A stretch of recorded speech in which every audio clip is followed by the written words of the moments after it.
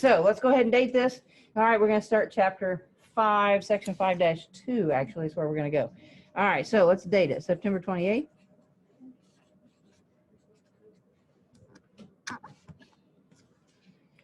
And this is section 5-2. We're going to do an introduction to these things called relations and functions.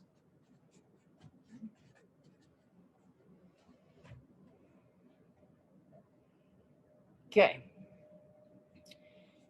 Definitions. We're going to start with some definitions because if I use these words, you've got to know what they mean. All right. So we have this thing called a relation. All right. It is going to be a set, literally a set of ordered pairs. So we've seen some set notation. We've used the brackets before, so we know a little bit about set notation. Okay. And we're going to use them, and we're going to put ordered pairs in the middle of them. Okay. After we have this thing called a relation, and we're looking at it and all that kind of stuff, then from that, we're going to be able to find the domain.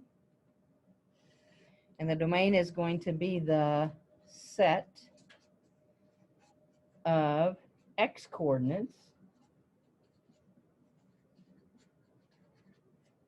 and we're also going to then be able to find the range, which is the set of y coordinates.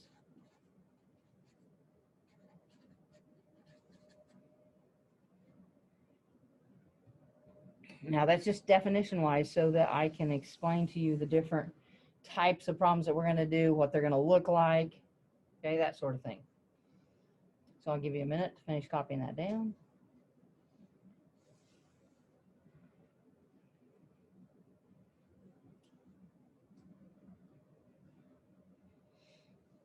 Okay, I'm going to draw a set and I'm going to put a bunch of ordered pairs in it, okay? So it's going to tell us to find the domain and range. That's our directions. Find the domain and range. And they could literally give you a relation. Okay, so they could give you -1, 2. That's an ordered pair inside our set bracket. So I'm making this a set of ordered pairs. There will be a comma in between those ordered pairs. So maybe say 6, 0 as a second ordered pair inside there. And then maybe 3, -5.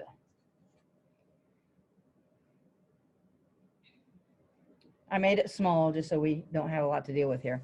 All right, but hopefully you recognize the set brackets. That's a set of ordered pairs. Okay, now, if I want the domain and range, what did it tell you? It tells you it's a set of x coordinates and it's a set of y coordinates. So when you write your answer, you ought to be using set notation, okay? Tell people that it's the domain. Use a capital D because that's usually what we do for domain. You can do colon, you can do equals, either one there. I want set brackets because I need to have it as a set of ordered pairs. Okay, now if it's a set of, set of x coordinates. Where's my x coordinates? Left side of the ordered pair, right? So -1 and 6 and 3. All right, now in most textbooks, they're going to tell you to write it in order from smallest to largest. In all honesty, I don't care, okay? You're less likely to make a mistake if you just look at that relation and write them all down left to right. Okay, so I'm good with that. So a -1, a 6, and a 3. Okay. If you're in Math Excel, you might have to put them smallest to largest. Okay, but for the most part, if you can do that, I'm good. All right, now the range, you can use capital R for range. You can do an equal sign. You can do a colon right there.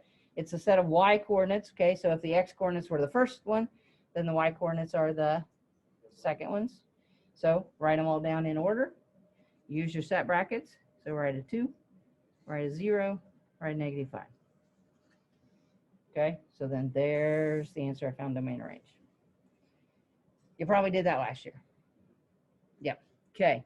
Now, they don't have to give that to you as a relation. That's just one way they could write the problem. They could also do this thing called a mapping. So another vocab word there without actually writing the definition. Okay, they could do a mapping. And it doesn't matter whether the mapping is in ovals or boxes or whatever shape they use, but basically what they do is they'll either have a box or an oval. They'll have another box and an oval. All right, one of those ovals or boxes represent all of the x coordinates. The other one represents all the y coordinates. And then they just kind of draw arrows between them to map things out. So they might tell you there's a -1 here, there's a 3 here, and a 5 here. All right, and then maybe they give you a 2 over here, and an 8, and a -4.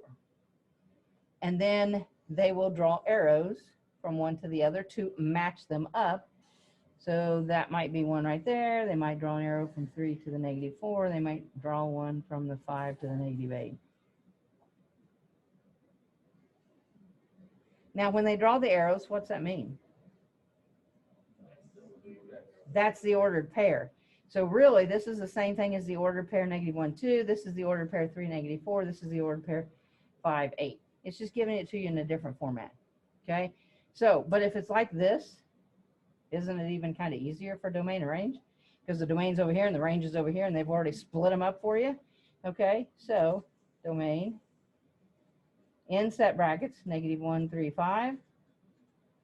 Range, what, 2, 8, -4. And again, like I said, I really don't care the order that you put them in there. Did you see the mappings last year? Okay. All right. So new concept, mappings. I'm pretty sure in Math Excel, they're going to make these rectangular boxes. Okay. Same concept, doesn't make any difference. Doesn't make any difference what shape it is. Okay. Good so far? Okay. Now, a relation, in all honesty, doesn't give us a whole lot of stuff to do with it. All it's doing is just putting these points together, forming a relation. What we want to do is we want to determine whether each one of those relations is a function or not. All right, so let's define function. All right, so a function is a relation that has a 1-to-1 relationship.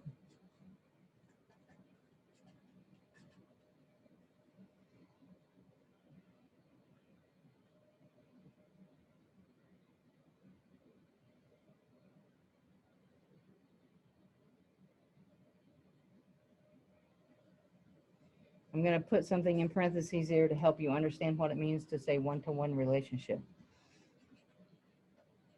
There is no x value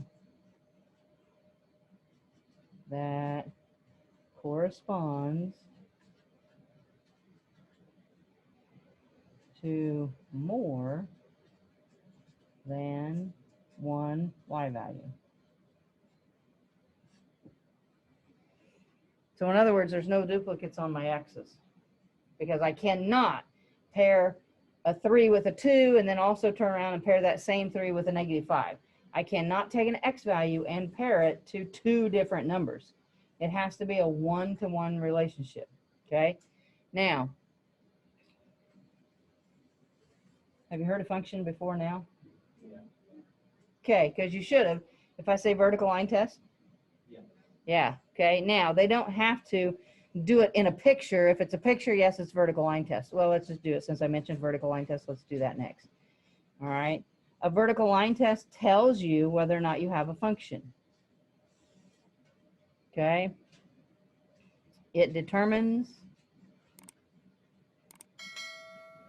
whether or not a relation is a function. And we like these things called functions. All right, so vertical line test. So we've all done it. You got to have pictures to look at, or in other words, graphs of these functions. All right, and you could indicate like what type of functions they are, because we've already started looking at some of these. All right, so if I had something that looks like that, what type of function is that one? It's linear. Okay, so this one is a linear function. All right, now if I do the vertical line test, if I draw an up and down line anywhere along that graph, does it cross more than one spot? Nope. So is this a function? Yes. So it's a linear function. So yes, linear function. You're just going to say yes, it's a function. It's a bonus if you know it's a linear function.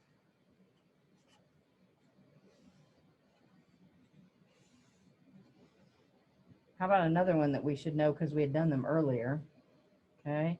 How about if I had a picture that roughly looks like that? Yes, it's a function. Now, can you tell me what type of function? Yeah, it's a cubic function. This would be the x to the third, y equals x to the third. So this one is a cubic function. Again, the name there is a bonus if you can do that.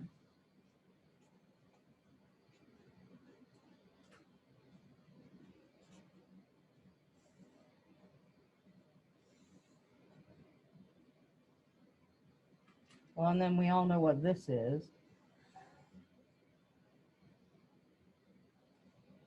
We should know what that is. That's not a function. Yes, it's not a function. All right.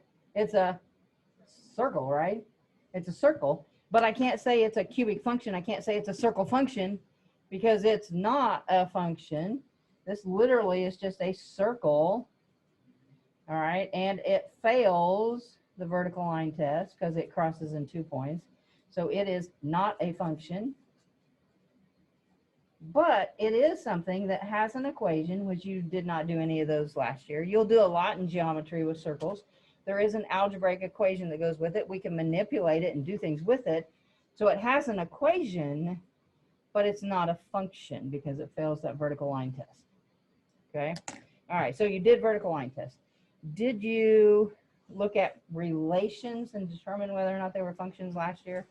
So like same question as those over there. I'll go ahead and write some directions down. Determine whether or not the relation is a function. Okay, so something along those lines would be your directions. Okay, determine whether or not the relation is a function. So they're going to give it to you in a relation. So they're going to give it to you maybe such as, say, 6, 2 as your first ordered pair, 3, -1 as your second ordered pair, -2, 0 as your third pair, and then maybe say 6, 5. So I have a relation. I know this is a relation because they said determine whether or not the relation is a function. So yes, that is a relation. All right, it's a set of ordered pairs, but I want to know if it's a function. So what do I have to look at? Where do I have to look to determine? Yep, that's all you got to do. Take a look at every one of those x values. I got a 6 here, I got a 3, I got a -2, I have a 6. Do I have a one-to-one relationship? No, because the 6 is paired with 2, but the 6 is also paired with 5.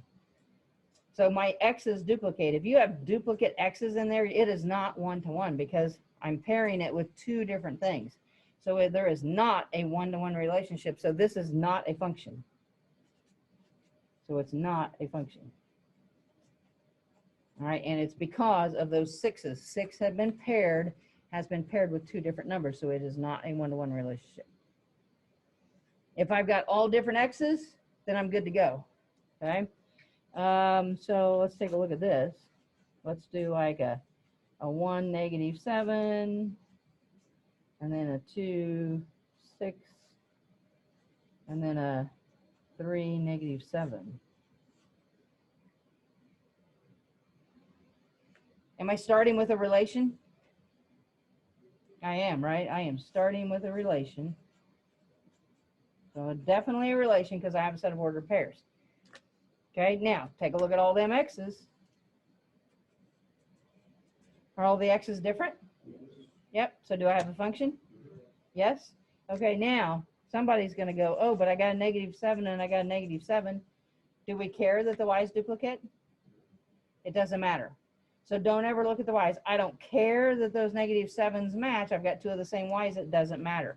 I'm looking only at those x's. They're all different. So yes, this is a function. And the only reason I even put that question on there is because lots and lots of people will go, oh, but I got two y's that match. I don't care. It doesn't matter. You're only looking at your x coordinates. Okay, so good so far? Okay. All right. You should have used XY tables last year. Okay, so we know what an XY table is. There can be an extended XY table. There can be short modified XY tables. Okay. The question could say, find the range for the given domain. All right, so that's your directions. Find the range for the given domain. And what they're going to do is they're going to give you a function like y equals maybe say 5x minus 2. We don't want to make it too hard. And they're going to give you the domain maybe being a -1, a 0, and a 2. I'll pause, walk away from that so you get time to write it down. Now, nowhere in those directions does it say use an XY table. It doesn't say use an XY table. However, that's going to be the easiest way to do this. All right, it's going to be the easiest way to do this. I'm going to draw what's called an extended XY table because I want to see your work in the middle. All right, and then I'll show you the shorter version of the XY table. All right, so I'm going to do this in orange because this would be what you would write down. All right, so an extended XY table has a column for X, has a column for Y. Does anybody know what goes right here? Yes. I didn't hear you. You got to say it a little louder. The equation part of it. All right, so this part right here goes right here. So 5x minus 2. All right, so whatever the expression happens to be goes right there. Okay. Now, these are my x's, so these are my domains. These are my y's, so this is my range. I only need the range that corresponds to this domain. So I'm going to take these numbers and I'm going to write them down. I'm going to do my first one. I'm going to do the second one. I'm going to do the third one. Now, the purpose of doing this extended XY table, this part right here, is just so you have a place to show your work. That's the only reason for that. All right, so this says what? Take -1, plug it in for x. This says take 0, plug it in for x. This says take 2, plug it in for x. So if we do it one at a time, it'd be 5 times -1 and then minus 2. And then I'm hoping after you write that out, you can do it in your head, right? 5 times -1 is -5, minus 2, -7. Okay, filling in this middle one, I put the 0 in for x, so everything else stays the same. So 5 times 0, and then minus 2. Again, we ought to be able to do this in our head. -2. And then again, you're going to plug that in for your x, keeping everything else the same. So 5 times 2 minus 2, 8. Okay, so now, just by making the table, I didn't answer the question. This says find the range. So then I would need to write the range is just this set of numbers. And the -7, the -2, and the 8. So technically, that's my answer. That's how I got it. Now, let's call this an extended XY table. And that's probably the kind you had to make last year. I don't know. I'm hoping. All right, now, once you get really, really good, you're just going to make an XY table that looks like this. And you're going to put -1 here, and you're going to put 0 here, and you're going to put 2 here. You did? You were allowed to do this last year? Okay? Because you ought to be able to take this and go, oh, I'm going to plug it in right here and get -7. I'm going to plug in 0. I get -2. I'm going to plug in 2. I'm going to get 8. Okay? So that's the shorter version of it. Okay. All right, so then we're good with that, right? So they're going to set up questions like that. Like I said, nowhere in the directions is it going to say, hey, use an XY table in order to find it. They expect you to know how to find it, the relationship between a domain and a range, okay? Now, something you may not have done very much last year, but it's all in this same section, okay? Let's take a look at function notation. After I do some of these, then you can tell me whether or not you did it last year.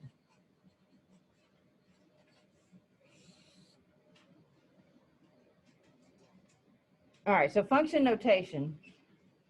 I'm going to come over here and write down first, I think. All right, you are definitely used to seeing y equals 2x, right? That's just a plain old linear equation, right? But there's nothing that says I have to do a y right there. Yes, I mean, it's always going to be a y coordinate. But when I turn it into this stuff called function notation, I can name the function, and the function is going to be in terms of x right there. So I could take this entire thing and write it in function notation, and it would look like f of x equals 2x. So have we seen f of x? Oh, we've seen it? Oh, good. Makes it so much easier when we've seen this already. So really, f of x is the same thing as my y. I'm still going to plug things in here. It gives me an answer, but this is called function notation. Now, if nobody has told you, whatever variable is right here, it's an x, right? So that means over here, whatever I have written can only have x's. Okay? What is written here is the name of the function. So then technically, I could change up the variables and I could make them anything I wanted. So I could have a function named g, and instead of having g of x, I could have g of a if I wanted, because I can change my letters. This is now going to be the variable in my algebraic expression. This is the name of the function. So it's the g function, and I could do a simple one or I could do a more complicated one. I could do like 4a plus 6. This right here, that variable tells me the variable I must use over here. So if there's an a here, I have to have a's over here. If there's an x here, I got to have x's over here. That tells me the variable I'm supposed to use, and then this is the name. So that's the g function. Okay, vocab? Got vocab down pat. And what this stuff looks like. Now, let's say you are given the f function as 2x plus 3, and I'm given the g function as 4x minus 1. I just got to come up with some functions. Now, I can do lots of things with this function notation. Okay, so I could ask you to do f of, say, 5. And if we saw this last year, then we ought to know what we're supposed to do with 5. What are we supposed to do with 5? Put it into the equation for x. Okay, so this notation says whatever is right here, which is a 5, put it inside my f function. Okay, well, my f function is right here, and there's only one place to put it in, right? So I'm going to have 2 times 5, and then plus the 3. 2 times 5 is 10, plus 3 more is 13. So as long as I am taking numbers and putting them in, this tells me what number to plug in. This tells me where to plug it in. Okay, now, who says I have to plug in numbers? I don't have to plug in numbers. I could plug in g of, say, a nice pretty letter, a, for a lack of a better thing here. I don't have to plug in numbers. I can plug in letters. Okay, now, if I'm going through this whole thing, this says to take the letter A and plug it into the g function. Well, here's my g function. How many places do I have to plug it in at? Just one. I only got one spot to put it in. So I'm going to write 4. What am I going to put in for the x? An a, and then minus 1. Can I do any more now? That's all I can do. I just put in the a into that spot, and that's okay. I got room. Let's do another one. Let's circle that because that's the answer. Let's do f of a plus 1. Let's be real fancy.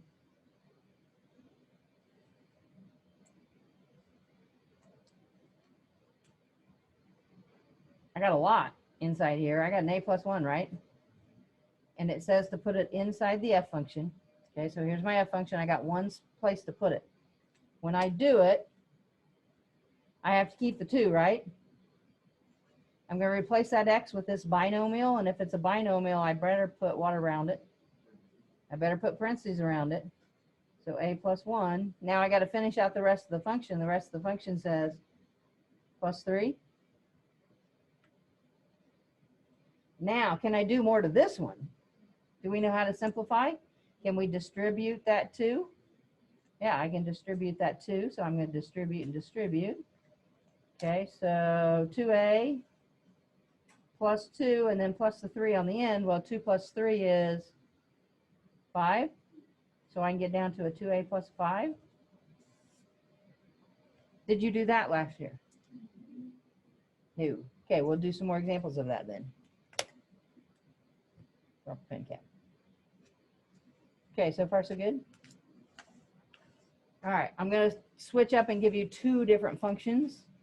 All right, let's have an h function this time.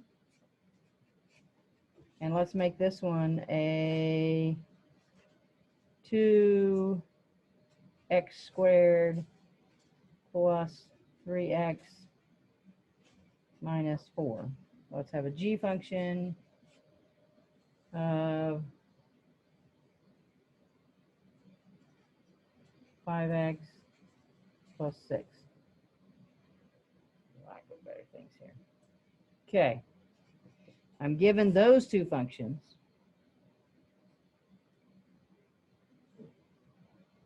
Let's go back to a plain number just for practice. Let's do an h of, I don't know, 3 because I want to keep the numbers relatively small.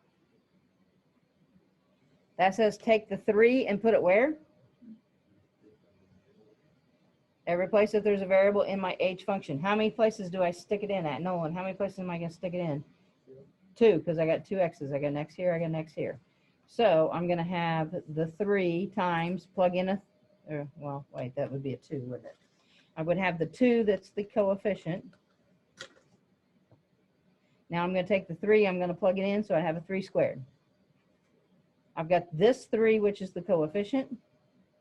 I'm going to plug a 3 in, and then I'd have the minus 4. So this one's going to give me a number. If I have a number and I'm plugging in, I'm going to get a number answer, right?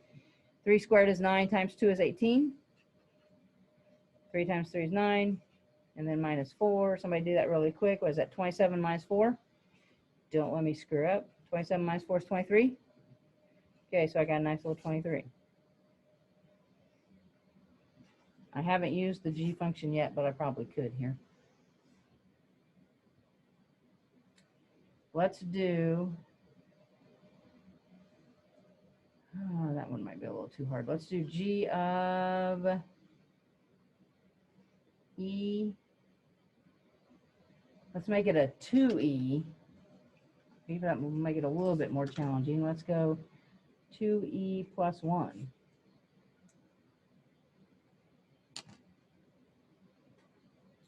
Where am I going to plug it in? What function am I going to plug it into? G. I'm going to plug it into the g function. I'm going to take this entire thing and I'm going to put it into the g function. How many places? 1 place. All right, so I'm going to write the 5 down. I'm going to use a set of parentheses. 2e plus 1. Do I have anything else to write down? Plus 6. Now, can I keep going? Yep. Chloe, what do I get when I distribute the first time? 10e. Allie, what do I get when I distribute the second time? 5. And I get a plus 6 on the end. Mateo, when I add like terms right here, I get an 11. So 10e plus 11. And that's new, right? Let's see if you can figure this one out. What if I did h of x plus g of x? What if I did that? H of x plus g of x. Yeah, just add the two expressions. Just add the two expressions, right? This says take whatever h is and add it to whatever g is. Okay, well, h is that, so 2x squared plus 3x minus 4. I'm going to go ahead and put a set of parentheses around it because then I will know, oh, hey, that's the g function or h function. All right, and then plus the g function, which is the 5x plus 4. 6. I wrote 6. I just said 4. My hand and my brain do not always coordinate. Okay, now, does that look like stuff you did with me back in December? I know you've slept since then. Kind of, sort of. Is that just good old-fashioned adding some polynomials? We did adding and subtracting polynomials, but it's adding and subtracting polynomials from here down. But if I start with this line, now you've just learned a new thing because this is adding functions. When I put the two functions down, by coincidence, they were both polynomial functions. Now I can add these, which is basically what? Go through add like terms. So 2x squared, there's no other like terms, so I have a 2x squared. Okay, but I've got a couple x's. 3x plus 5x is 8x, so I'm going to have a nice little 8x. Don't let me mess up. And negative 4 and 6, negative 4 and 6 is plus 2. And then can I stop? Because I've just added like term. All right, so just new concepts of the function notation. And I don't know how much, obviously we did not do this last year, correct? Did we do this last year? No. Probably not. Okay, not unless you accidentally stumbled across it in that IXL stuff you were doing. Okay, so I don't know how much of this will be in the actual homework or how much of this will be in the actual homework, but this definitely will be. Okay, we'll practice this and this. Okay, what are we doing? We got 219. All right, so what I want you to do is I want you to take the notes, put those up real quick. I want everybody to get a graphing calculator because we're going to shift and do a little bit of playing here with our graphing calculators because we can't forget what we have done.